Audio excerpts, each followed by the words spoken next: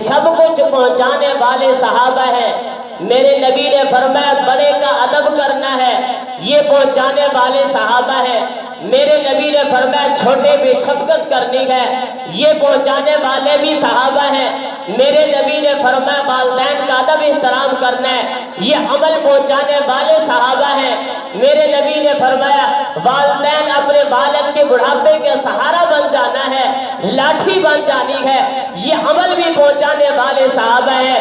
میرے نبی نے فرمایا ماں کے قدموں کے نیچے جنت ہے، یہ عمل پہنچانے والے، یہ حکم پہنچانے والے بھی صحابہ ہیں۔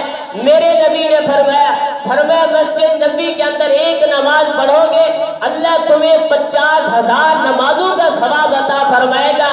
یہ عمل، یہ حکم پہنچانے والے بھی صحابہ ہیں۔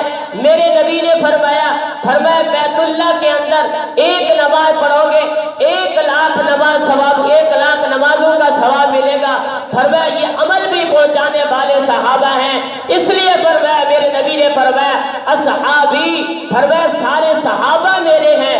ابو بکر بھی اصحابی، میرا صحابی ہے، عمر بھی میرا صحابی، عثمان بھی میرا صحابی، علی بھی میرا صحابی، حسن و حسین بھی میرا صحابی، طلحہ زبیر بھی میرا صحابی، سیدنا امیر معاویہ بھی میرا صحابی۔